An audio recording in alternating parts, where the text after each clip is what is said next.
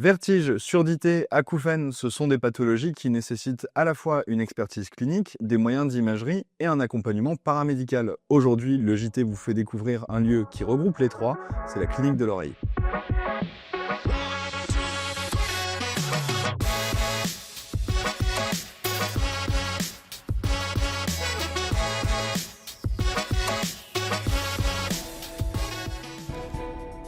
Remplax, l'application du remplacement médical. American Express accompagne les professionnels de l'imagerie médicale.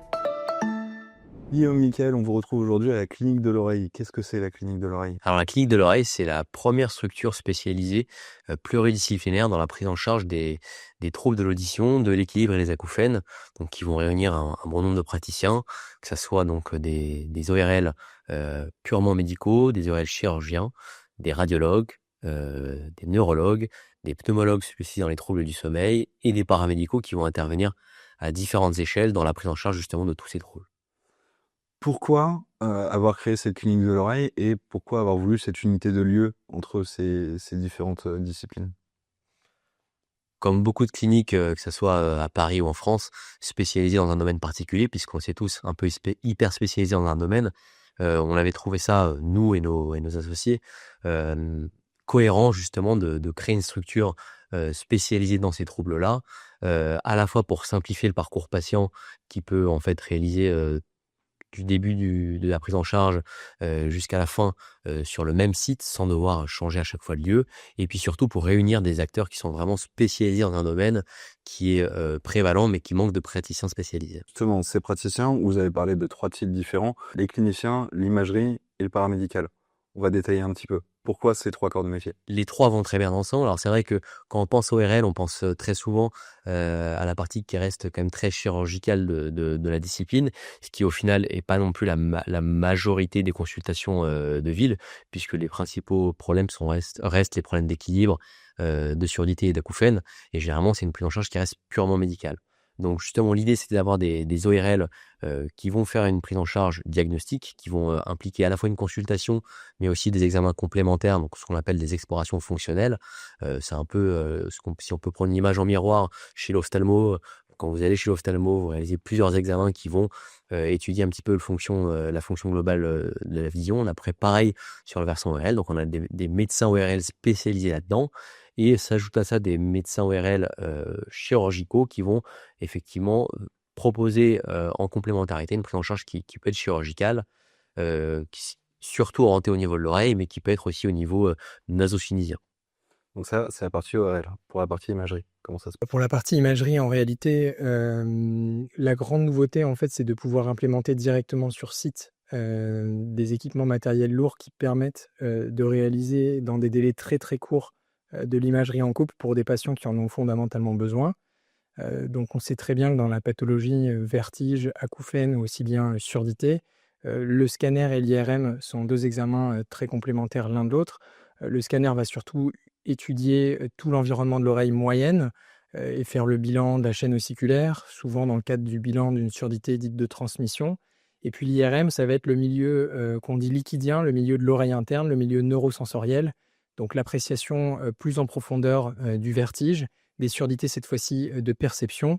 Et les 2 examens ensemble donnent également des informations qui sont très utiles pour le bilan des acouphènes, notamment des acouphènes pulsatiles. Donc dans le cadre de notre projet, dans l'idée d'une prise en charge vraiment globale de A à Z dans le bénéfice du patient, il était crucial de pouvoir avoir sur site non seulement le plateau de consultation, le plateau d'exploration fonctionnelle, donc à vocation technique pour les ORL, et l'imagerie pour vraiment pouvoir apporter à chaque étape une réponse spécifique. On parle de vertige, on parle de surdité ou de malentendance. À chaque fois, c'est quand même des pathologies qui nécessitent un accompagnement, voire de la rééducation, d'où tout le côté paramédical que vous avez mis en place aussi. Oui, c'est ça, un peu comme en osto-articulaire où il va y avoir la prise en charge qui peut être médicale ou chirurgicale. Il y a souvent de la rééducation qui peut être qui est associée. C'est exactement la même chose. Alors pour le patient vertigineux, donc on a ce qu'on appelle des kinésithérapeutes vestibulaires, des rééducateurs vestibulaires. Donc c'est vraiment des kinés qui sont spécialisés dans la prise en charge de ce trouble neurosensoriel qui intègre des problèmes qui peuvent être à la fois vestibulaires, donc de l'oreille interne, mais aussi neurologiques. Et donc tout ça, ça demande une rééducation qui est très spécialisée et qui manque quand même pas mal en France de manière générale. L'autre chose, c'est effectivement, on est face à des pathologies chroniques, donc il va y avoir aussi une souffrance qui peut être psychologique et l'acouphène a vraiment un fort impact à ce niveau-là. Donc quand on n'arrive pas à supprimer un acouphène, ce qui est quand même assez souvent le cas, on arrive à le soulager par diverses méthodes, dont l'appareillage.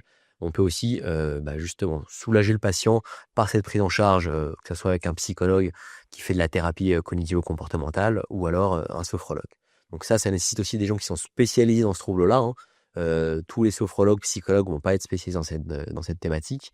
Et puis l'autre versant qui est un peu moins connu aussi, parce que ça intéresse une plus faible proportion de gens qui ont des troubles de l'audition, c'est les orthophonistes. Alors on pense orthophonistes pour les problèmes plutôt de langage, mais ils ont vraiment une importance qui est pas négligeable dans la prise en charge des surdité, puisque quelqu'un qui va y avoir des troubles dans le bruit va nécessiter justement une prise en charge neurocognitive que l'orthophoniste pourra faire, un apprentissage de la lecture labiale et à un niveau encore plus élevé chez les gens qui vont bénéficier d'un implant cochléaire.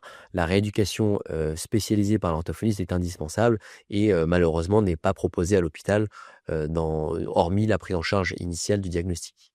Donc c'est une vraie prise en charge globale de A à Z dans un même lieu et le tout au centre de Paris. Oui, une des clés de notre projet, c'était aussi de trouver un lieu, comme vous l'avez rappelé, central, parce qu'en réalité, l'offre de soins, est très limitée pour ces pathologies-là. Donc l'idée, c'était de pouvoir proposer, en fait, non seulement aux patients parisiens, mais aussi aux patients franciliens et au-delà, une localisation qui permet à chacun de pouvoir, user d'un mode de transport, relativement, facile, donc notamment ferroviaire, puisque ici on est proche de la station, Châtelet, qui est à 5 minutes à pied d'ici, qui est quand même la convergence de 3 RER, de plusieurs lignes de métro, et qui permet donc justement un drainage, assez efficient, d'un bassin de population qui est quand même très, très grand. Donc simplifier le parcours patient et le faire en un seul endroit, c'était vraiment le but de cette clinique de l'oreille. Mais entre ce qu'on veut faire et ce qui est possible de faire, il y a un petit delta, voire un gros delta. On est au centre de Paris. L'immobilier à Paris, c'est quand même un marché extrêmement tendu. Comment on s'installe dans une clinique aussi grande en plein Paris en 2025? Je pense comme tout entrepreneur, on a eu beaucoup de galères. Le projet a quasiment 6 ans, donc je le dis pour les jeunes, ça prend du temps. On a été face donc à des contraintes qui étaient initialement administratives, puisque ça demande effectivement d'avoir une autorisation auprès de l'agence régionale de santé, ce qui est pas si simple. En plus, avec les délais que l'agence régionale de santé impose, et qui nécessite de trouver un site géographique dans le dossier, ça rend difficile la tâche de trouver un local où le propriétaire ou le locataire est patient, parce qu'il devrait être patient, 6 mois, 1 an facilement. À cela s'ajoutent les contraintes techniques alors déjà pour acheminer une IRM, pouvoir implanter une IRM, faire fonctionner une IRM et puis le tube de quench qui est maintenant pas forcément indispensable, mais qui est un gros prérequis. Donc ça, c'est vrai que ça complexifie le projet. Et puis les contraintes administratives de la mairie de Paris, en accord avec le plan local d'urbanisme, l'accord de gros travaux pour les copropriétaires. Enfin, comme vous l'avez bien résumé, beaucoup de contraintes. Donc c'est un parcours du combattant, mais ça y est, c'est ouvert. Là, on est 2 mois après l'ouverture et en se baladant dans la clinique, on voit qu'il y a eu vraiment une volonté de rendre le lieu accueillant et aussi, non problématique pour les patients, parce que vous avez une typologie de patients qui est quand même bien particulière. Alors c'est vrai, vous faites bien de le souligner. D'une part, on avait tous envie dès le début de créer un endroit qui s'éloigne et qui casse quand même pas mal avec les codes médicaux habituels, qu'on se sente vraiment dans un endroit un peu comme chez soi. Donc ça, c'était vraiment une des premières demandes auprès de l'architecte, avec toutes les contraintes que ça impose, puisque c'est un haut lieu de passage, donc tous les matériaux ne sont pas possibles. D'autant plus que effectivement, on est face à des gens qui ont des problèmes d'audition, donc une surdité, une hyperacousie, donc c'est des gens qui peuvent être très sensibles au bruit ou qui vont pas comprendre dans le bruit. Donc ça a demandé quand même la prise en charge par un acousticien pour justement améliorer l'acoustique de chaque pièce, d'une part pour que ça soit confortable pour le patient, pour que les ORL ne soient pas gênés par certains patients dans le couloir qui parlent, les secrétaires qui parlent, ou encore tout bonnement le bruit de l'IRM qui peut perturber à la fois les tests qui sont réalisés juste à côté. Donc ça a été aussi quelque chose qui a pris du temps. Et chez le patient vestibulaire, qui peut être très sensible à certaines décos qui sont très, très prisées des architectes, notamment dans le médical, qui vont malheureusement engendrer justement une petite une période d'instabilité chez ces patients-là. Donc l'idée, c'était vraiment aussi de s'adapter à la prise en charge de nos patients avec les pathologies qu'on connaît. Il y a eu un soin tout particulier sur l'acoustique à l'intérieur de la clinique, mais aussi pour l'extérieur de la clinique et surtout pour les voisins, notamment sur la climatisation. Oui, tout à fait. En fait, une optimisation donc à tous les étages et dans toutes les pièces. Déjà donc sur l'organisation architecturale, sur l'optimisation du bruit. Et l'optimisation du bruit, elle passait aussi par une optimisation des lots techniques, et parmi lesquels, dans un centre de santé comme le nôtre, il y a tout le système de climatisation qui peut parfois être générateur de bruit. Donc pour les voisins, bien sûr, mais aussi et surtout pour le personnel, pour les patients. Et donc nous, on a pu bénéficier en fait dans le cadre de nos travaux de rénovation, d'un raccordement, à un réseau préexistant de froid urbain qui est le réseau Fraîcheur de Paris, avec donc, un raccordement qui a été établi et qui permet d'installer en fait un système de climatisation sans bruit et qui respecte, par ailleurs, des normes, d'éco-responsabilité. L'une des dates clés, c'est l'arrivée de l'IRM, ce qui a permis aussi de lancer l'activité au global.